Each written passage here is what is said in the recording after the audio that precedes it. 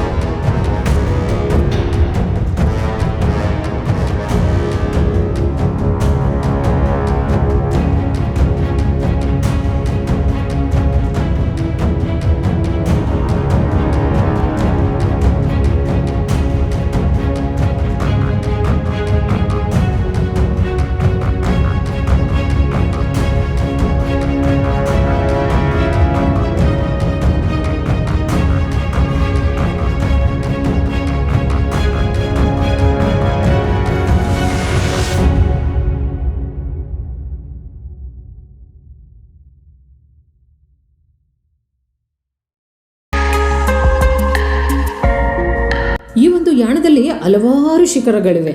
ಆದರೂ ಕೂಡ ಯಾಣ ಪ್ರಖ್ಯಾತಿಯನ್ನು ಪಡೆದಿರುವುದು ಇಲ್ಲಿನ ಪ್ರಮುಖ 2 ಗಗನಚುಂಬಿ ಶಿಖರಗಳಾದಂತಹ 120 ಮೀಟರ್ ಎತ್ತರವಿರುವ ಭೈರವೇಶ್ವರ ಶಿಖರ, 90 ಮೀಟರ್ ಎತ್ತರವಿರುವ ಮೋಹಿನಿ ಶಿಖರ.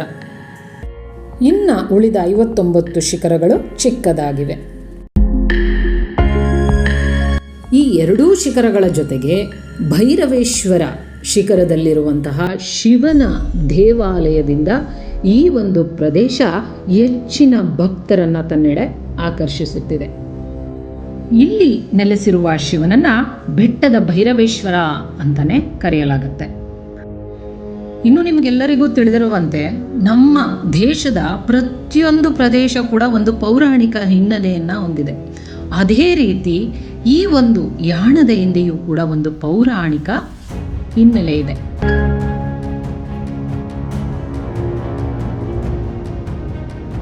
ನೋಡಿ, ಇದೆ ಭೈರವೇಶ್ವರ ನೆಲೆಸಿರುವಂತಹ 120 ಮೀಟರ್ ಎತ್ತರದ ಭೈರವೇಶ್ವರ ಶಿಖರ.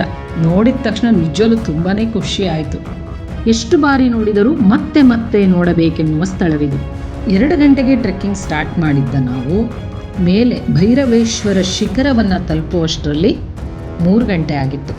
ದೇವಾಲಯದ ಒಳಗಡೆ ಹೋಗೋಣ ಅಂತ ಹೋದ್ವಿ, ಬಾಗಿಲಾಕಿತ್ತು. ಆಗ ಅಲ್ಲಿ ವಿಚಾರಿಸಿದಾಗ ಅವ್ರು ಹೇಳಿದ್ರು 3:30ಗೆ ದೇವಾಲಯ ಓಪನ್ ಆಗುತ್ತೆ ಅಂತ. ನಾವಲ್ಲಿ ಫೋಟೋ ವಿಡಿಯೋಸ್ ತಗೊಳ್ಳೋ ಅಷ್ಟರಲ್ಲೇ 3:30 ಆಗೋಯ್ತು. ಟೈಮ್ ಹೇಗೆ ಹೋಯ್ತು ಅಂತಲೇ ಗೊತ್ತಾಗಲಿಲ್ಲ. ಸ್ಕಂದ ಪುರಾಣ ಮತ್ತು ಶೈವ ಸಿದ್ಧಾಂತ ಗ್ರಂಥಗಳಲ್ಲಿ ಇರುವ ಮಾಹಿತಿಯಂತೆ ಇಂದಿಗೂ ಕೂಡ ಈ ಸ್ಥಳ ಹಾಗೇ ಇದೆ. ಈ ಒಂದು ಸ್ಥಳದ ಮೂಲ ಹೆಸರು ಸಹ್ಯಾದ್ರಿಪುರದ ಭೈರವ ಕ್ಷೇತ್ರ ಎಂದು. ಈ ಸ್ಥಳದ ಪೌರಾಣಿಕ ಹಿನ್ನೆಲೆಯ ಪ್ರಕಾರ ಭಸ್ಮಾಸುರ ಎಂಬ ರಾಕ್ಷಸ ಶಿವನನ್ನ ಕುರಿತು ಘೋರ ತಪಸ್ಸನ್ನ ಮಾಡಿ ತಾನು ಯಾವ ವಸ್ತು, ಮನುಷ್ಯ ಅಥವಾ ಯಾವುದರ ಮೇಲೆ ಕೈಯಿಟ್ಟರೂ ಅವೆಲ್ಲವೂ ಭಸ್ಮವಾಗಬೇಕು ಎಂಬ ವರವನ್ನು ಪಡೆಯುತ್ತಾನೆ. ಭೈರವೇಶ್ವರ ಶಿಖರದ ಗುಹೆ ಮಳೆಯ ಕಾರಣದಿಂದ ಈ ದಿನ ಮುಚ್ಚಿದೆ, ಒಳಗಡೆ ಹೋಗೋದಕ್ಕಾಗಲ್ಲ. ಹರನಿಂದ ವರವನ್ನು ಪಡೆದಂತಹ ಭಸ್ಮಾಸುರ ವರವನ್ನು ಪರೀಕ್ಷಿಸಲು ಶಿವನ ತಲೆಯ ಮೇಲೆಯೇ ಕೈ ಇಡಲು ಮುಂದಾದಾಗ ಶಿವನು ಭಸ್ಮಾಸುರನಿಂದ ತಪ್ಪಿಸಿಕೊಂಡು ಓಡಲು ಆ ಸಮಯದಲ್ಲಿ ಭಗವಾನ್ ವಿಷ್ಣುವು ಶಿವನನ್ನ ಭಸ್ಮಾಸುರನಿಂದ ತಪ್ಪಿಸಲು ಮೋಹಿನಿ ಅವತಾರವನ್ನು ತಾಳಿ ಭಸ್ಮಾಸುರನ ಮುಂದೆ ಬಂದು ತನ್ನ ಸೌಂದರ್ಯದಿಂದ ಭಸ್ಮಾಸುರನನ್ನು ತನ್ನೆಡೆ ಆಕರ್ಷಿಸುತ್ತಾನೆ. ಮೋಹಿನಿಯ ಸೌಂದರ್ಯಕ್ಕೆ ಮನಸೋತ ಭಸ್ಮಾಸುರನು ಆಸೆಯಿಂದ ಮೋಹಿನಿಯ ಬಳಿಗೆ ಬರಲು ಮೋಹಿನಿ ಅವತಾರದ ವಿಷ್ಣುವು ನಾನು ನಿನಗೆ ಸಿಗಬೇಕಾದರೆ ನಾನು ಮಾಡಿದ ಹಾಗೆ ನೀನು ಹಾವಭಾವಗಳನ್ನು ಮಾಡಬೇಕು ಎಂದು ಹೇಳಲು ಭಸ್ಮಾಸುರ ಅದಕ್ಕೆ ಒಪ್ಪಿ ಮೋಹಿನಿ ಮಾಡಿದಂತೆ ಹಾವಭಾವಗಳನ್ನು ಮಾಡುತ್ತಾನೆ. ಹೀಗೆ ಅನೇಕ ಹಾವಭಾವಗಳನ್ನು ಮಾಡುತ್ತಾ ಮೋಹಿನಿ ಅವತಾರದ ವಿಷ್ಣುವು ಈ ಸದಾವಕಾಶವನ್ನು ಉಪಯೋಗಿಸಿಕೊಂಡು ತನ್ನ ಕೈಯನ್ನು ತನ್ನ ತಲೆಯ ಮೇಲೆಯೇ ಇಟ್ಟುಕೊಳ್ಳುತ್ತಾನೆ. ಇದನ್ನು ಗಮನಿಸಿದ ಭಸ್ಮಾಸುರ ತನಗರಿವಿಲ್ಲದಂತೆಯೇ ತಾನೂ ಕೂಡ ತನ್ನ ಕೈಯನ್ನು ತನ್ನ ತಲೆಯ ಮೇಲೆಯೇ ಇಟ್ಟುಕೊಂಡು ಭಸ್ಮವಾಗುತ್ತಾನೆ.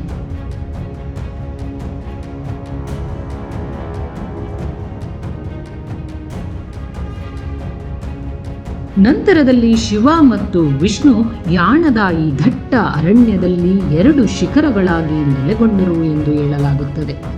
ಆ 2 ಶಿಖರಗಳೇ ಭೈರವೇಶ್ವರ ಶಿಖರ ಮತ್ತು ಮೋಹಿನಿ ಶಿಖರ. ಈ ಕಥೆಗೆ ಸಾಕ್ಷಿ ಎಂಬಂತೆ ಯಾಣದ ಸುತ್ತಲೂ ಹರಡಿರುವ ಬೂದಿಯ ರೀತಿಯ ಕಪ್ಪು ಮಣ್ಣನ್ನು ನೋಡಬಹುದು. ಇದನ್ನು ಭಸ್ಮಾಸುರನನ್ನು ಸುಟ್ಟ ಬೂದಿ ಎಂದು ಹೇಳಲಾಗುತ್ತೆ. ಇದೇ ಭೈರವೇಶ್ವರ ಬೆಟ್ಟದಡಿ ಇರುವಂತಹ ಗುಹಾ ದೇವಾಲಯ. ಇದು 3:30ಕ್ಕೆ ಓಪನ್ ಆಯಿತು. ಈ ಒಂದು ಗುಹಾ ದೇವಾಲಯದಲ್ಲಿ ಇರುವಂತಹ ಲಿಂಗ ತಾನಾಗಿಯೇ ಉದ್ಭವವಾಗಿದೆಯಂತೆ. ಆದ್ದರಿಂದ ಇದನ್ನು ಸ್ವಯಂಭೂ ಲಿಂಗ ಎನ್ನಲಾಗುತ್ತದೆ. ಈ ಲಿಂಗದ ಪೂಜೆಗೆ ಸಾವಿರಾರು ಭಕ್ತರು ದೂರ ದೂರದ ಊರುಗಳಿಂದ ಬರ್ತಾರೆ. ಈ ಒಂದು ಗುಹಾ ದೇವಾಲಯದ ಒಳಗಡೆ ಹೋಗ್ತಿದ್ದಾಗೆ ಒಂದು ಕಲ್ಲಿನ ಮೇಲೆ ಶಿವನ ಜಟೆಯ ರೀತಿ ಒಂದು ಆಕಾರ ಮೂಡಿದೆ. ಈ ಆಕಾರದಿಂದ ನೀರು ಜಿನುಗ್ತಾ ಇತ್ತು. ಹೀಗೆ ಜಿನುಗಿದಂತಹ ನೀರು ಸ್ವಯಂಭೂ ಲಿಂಗದ ಮೇಲೆ ಬೀಳ್ತಾ ಇತ್ತು. ವರ್ಷವಿಡೀ ನೀರು ಹೀಗೆ ಬೀಳ್ತಾನೆ ಇರುತ್ತಂತೆ. ಈ ಒಂದು ನೀರು ಚಂಡಿಕಾ ಹೊಳೆಯಾಗಿ ಹರಿದು ಉಪ್ಪಿನ ಪಟ್ಟಣದ ಅಘನಾಶಿನಿ ನದಿಯನ್ನು ಸೇರುತ್ತಂತೆ.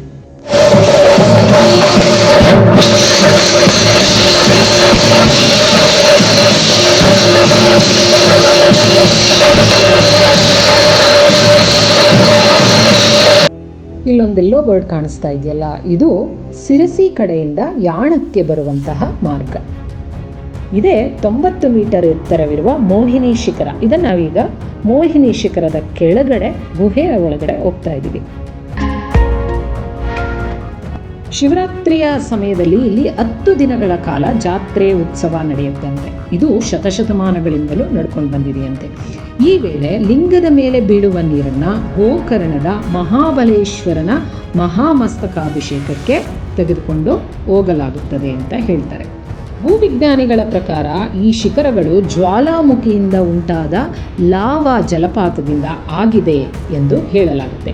ಈ ರೀತಿಯ ಪ್ರಕೃತಿಯ ಸೊಬಗನ್ನು ನೋಡಲು ದೇಶ ವಿದೇಶಗಳಿಂದ ಅನೇಕ ವಿಜ್ಞಾನಿಗಳು ಕೂಡ ಇಲ್ಲಿಗೆ ಬರ್ತಾರಂತೆ. ಈ ಯಾಣದಲ್ಲಿರುವಂತಹ ಭೈರವೇಶ್ವರ ದೇವಾಲಯವು ಬೆಳಗ್ಗೆ 9ರಿಂದ ಮಧ್ಯಾಹ್ನ 1 ಗಂಟೆವರೆಗೂ, ಮತ್ತೆ ಸಂಜೆ 3:30ರಿಂದ ರಾತ್ರಿ 7:30ರವರೆಗೆ ತೆರೆದಿರುತ್ತೆ. ಇಲ್ಲಿಗೆ ಭೇಟಿ ನೀಡೋದಕ್ಕೆ ಉತ್ತಮ ಸಮಯ ಸೆಪ್ಟೆಂಬರಿಂದ ಮಾರ್ಚ್ ತಿಂಗಳು ಅಂತ ಹೇಳ್ತಾರೆ. ನಾವು ಬಂದಿರೋದು ಸೆಪ್ಟೆಂಬರಲ್ಲೇ, ಆದರೂ ಕೂಡ ಗುಹೆಯ ಒಳಗಡೆ ಹೋಗೋದಕ್ಕೆ ಆಗಲಿಲ್ಲ. ಈ ಟ್ರೆಕ್ಕಿಂಗ್ ಹೋಗ್ತಿರುವ ಈ ರೋಡೆಲ್ಲ ನೋಡ್ತಿದ್ರೆ ಮತ್ತು ಮರಗಳು ಬಿದ್ದೋಗಿರೋದೆಲ್ಲ ನೋಡ್ತಿದ್ರೆ ಈ ಕಾಡಿನ ಮಧ್ಯದಲ್ಲಿರುವ ಈ ಯಾಣಕ್ಕೆ ಮಳೆಗಾಲದಲ್ಲಿ ಭೇಟಿ ನೀಡದಿರುವುದೇ ಉತ್ತಮ ಅನಿಸುತ್ತೆ. ಪ್ರಕೃತಿಗೆ ಪ್ರಕೃತಿಯೇ ಸಾಟಿ ಎನ್ನುತ್ತಾ ನಾವು ಇಲ್ಲಿಂದ ಹೊರಟಿದ್ದು ಮಿರ್ಜಾನ್ ಫೋರ್ಟ್ ಕಡೆಗೆ.